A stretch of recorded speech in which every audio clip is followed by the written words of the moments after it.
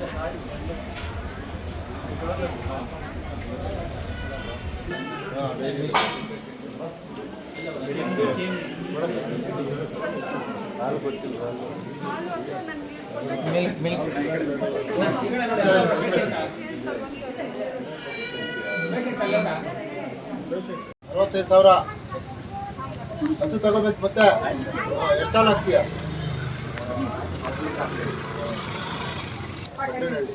ಹಸು ಸತ್ತೋಗಿತ್ತಾ? 70,000 ಕೊಟ್ಟಿದ್ದ.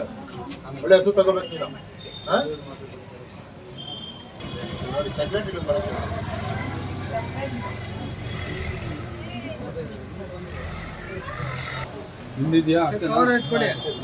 ವಿಶ್ವ ಹಾಲು ದಿನಾಚರಣೆ ಅಂಗವಾಗಿ ರೋಗಿಗಳಿಗೆ ಚೀಮುಲ್ ವತಿಯಿಂದ ನಂದಿನಿ ಹಾಲು ಹಣ್ಣು ಹಂಪಲು ವಿತರಣೆ.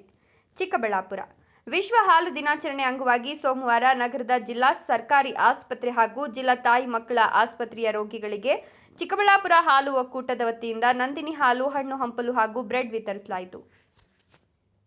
ಕಾರ್ಯಕ್ರಮಕ್ಕೆ ಚಾಲನೆ ನೀಡಿ ಮಾತನಾಡಿದ ಚೀಮುಲ್ ನಿರ್ದೇಶಕ ಕೆವಿ ನಾಗರಾಜ್, ಕೋಲಾರದಿಂದ ಪ್ರತ್ಯೇಕಗೊಂಡ ಚಿಕ್ಕಬಳ್ಳಾಪುರ ಹಾಲು ಒಕ್ಕೂಟವು ಮೊದಲ ಬಾರಿಗೆ ವಿಶ್ವ ಹಾಲು ದಿನಾಚರಣೆಯನ್ನು ಅರ್ಥಪೂರ್ಣವಾಗಿ ಆಚರಿಸ್ತಾ ಇದೆ.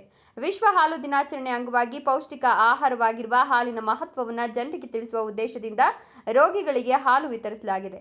ಹಾಲಿನ ಪೌಷ್ಟಿಕಾಂಶ ಮತ್ತು ಆರೋಗ್ಯದ ಮಹತ್ವದ ಕುರಿತು ಜಾಗೃತಿ ಮೂಡಿಸಲಾಗುತ್ತಿದೆ ಅಂತ ಹೇಳಿದರು. ಚಿಕ್ಕಬಳ್ಳಾಪುರ ಹಾಲು ಒಕ್ಕೂಟದಲ್ಲಿ ಪ್ರಸ್ತುತ ದಿನಕ್ಕೆ 4.5 ಲಕ್ಷ ಲೀಟರ್ಗಿಂತ ಹೆಚ್ಚು ಹಾಲು ಶೇಖರಣೆಯಾಗ್ತಾ ಇದ್ದು, ದಿನದಿಂದ ದಿನಕ್ಕೆ ಪ್ರಮಾಣ ಹೆಚ್ಚುತ್ತಾ ಇದೆ. ಕಳೆದ ಅವಧಿಯಲ್ಲಿ 5.20 ಲಕ್ಷ ಲೀಟರ್ ಹಾಲು ಶೇಖರಣೆಯ ದಾಖಲೆ ನಿರ್ಮಾಣವಾಗಿದೆ. ಹಾಲು ಉತ್ಪಾದಕರು ಗುಣಮಟ್ಟದ ಹಾಲನ್ನು ಒಕ್ಕೂಟಕ್ಕೆ ಪೂರೈಸಬೇಕು. ರೈತರು ತಮ್ಮ ಇತರ ಕೃಷಿ ಚಟುವಟಿಕೆಗಳ ಜೊತೆಗೆ ಹೈನುಗಾರಿಕೆಯನ್ನು ಅಳವಡಿಸಿಕೊಂಡು ಕನಿಷ್ಠ 2 ಹಸುಗಳನ್ನು ಸಾಕುವ ಮೂಲಕ ಹೆಚ್ಚಿನ ಆದಾಯ ಗಳಿಸಬಹುದು ಅಂತ ಸಲಹೆ ಕೊಟ್ಟರು. ಚಿಕ್ಕಬಳ್ಳಾಪುರ ಹಾಲು ಒಕ್ಕೂಟದಿಂದ ರೈತರಿಗೆ ಹಾಲಿಗೆ ಉತ್ತಮ ಬೆಲೆ ನೀಡಲಾಗ್ತಾ ಇದ್ದು, ಇದು ಅವರ ಕುಟುಂಬದ ಆರ್ಥಿಕ ಸ್ಥಿರತೆಗೆ ನೆರವಾಗ್ತಿದೆ.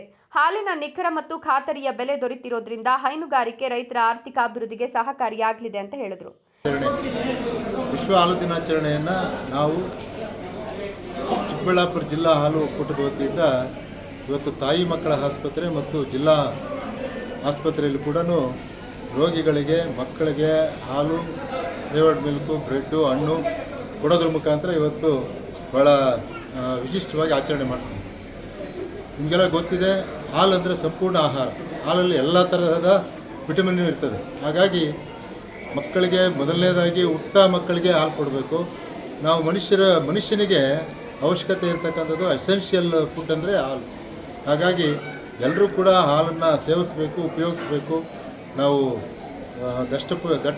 ದಷ್ಟಪುಷ್ಟವಾಗಿರಬೇಕಾದ್ರೆ, ಒಳ್ಳೆಯ ಆರೋಗ್ಯವಂತ ಮನುಷ್ಯರಾಗಬೇಕಾದ್ರೆ ಹಾಲನ್ನು ಕುಡಿಬೇಕು.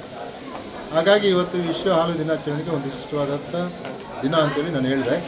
ಈಗ ಚಿಕ್ಕಬಳ್ಳಾಪುರ ಜಿಲ್ಲಾ ಹಾಲು ಒಕ್ಕೂಟ ಹೊಸದಾಗಿ ರಚನೆ ಆದಮೇಲೆ ಇದು ಮೊದಲನೇ ಸಾರಿಗೆ ವಿಶ್ವ ಹಾಲು ದಿನಾಚರಣೆಯನ್ನು ನಮ್ಮ ತಾಯಿ ಮಕ್ಕಳ ಆಸ್ಪತ್ರೆ ಮತ್ತು ಜಿಲ್ಲಾ ಆಸ್ಪತ್ರೆಯಲ್ಲಿ ನಾವು ಆಚರಣೆ ಮಾಡ್ತಾಯಿದ್ದೀವಿ. ಇವತ್ತು ಚಿಕ್ಕಬಳ್ಳಾಪುರ ಜಿಲ್ಲೆಗೆ ಪ್ರತ್ಯೇಕವಾದಂಥ ಹಾಲು ಒಕ್ಕೂಟ ಆದಮೇಲೆ ಮೊದಲನೇ ಒಂದು ವಿಶ್ವ ದಿನಾಚರಣೆ ಬಂದಿದೆ. ಹಾಗಾಗಿ ನಾವು ಈ ಒಂದು ವಿಶ್ವ ಹಾಲು ದಿನಾಚರಣೆಯನ್ನು ಆಚರಣೆ ಮಾಡ್ತಾಯಿದ್ದೀವಿ. ಇವತ್ತು ನಮ್ಮ ಒಕ್ಕೂಟಕ್ಕೆ ಬಹುಶಃ ಇದು ಸಪ್ರೇಟ್ ಆದ ಅಂದರೆ ಬೇರ್ಪಟ್ಟ ಮೇಲೆ ಬಹುಶಃ 4.5 ಲಕ್ಷ ಅಥವಾ 460-70 ಬರ್ತಾಯಿತ್ತು. ಈಗ 5,20,000 ಲೀಟ್ರ್ ಹಾಲನ್ನು ಮೊನ್ನೆ ನಾವು ಶೇಖರಣೆ ಮಾಡಿದ್ವಿ. ಅಂದರೆ ದಿನೇ ಹಾಲು ಶೇಖರಣೆ ಜಾಸ್ತಿ ಆಗ್ತಾಯಿದೆ. ಹಾಗಾಗಿ ನಾನು ರೈತ ಬಾಂಧವರಲ್ಲಿ ಮಹಿಳೆಯರಲ್ಲಿ, ವಿಶೇಷವಾಗಿ ನಮ್ಮ ಮಹಿಳೆಯರು ಹೆಚ್ಚಿಗೆ ಹಾಲಿನ ಉದ್ಯಮದಲ್ಲಿ ತೊಡಗಿರ್ತಾರೆ.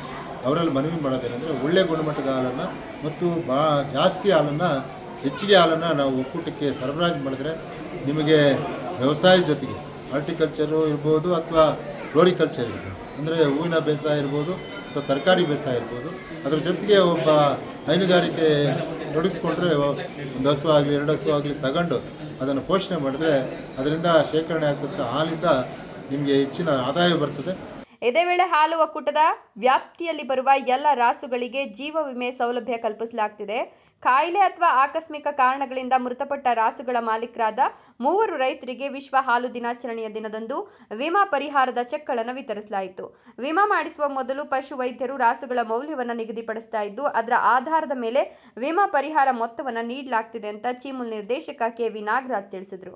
ಈ ಸಂದರ್ಭದಲ್ಲಿ ಚೀಮುಲ್ ಉಪ ವ್ಯವಸ್ಥಾಪಕ ಮನೋರಂಜನ್ ರೆಡ್ಡಿ ಇತರರು ಉಪಸ್ಥಿತರಿದ್ದರು.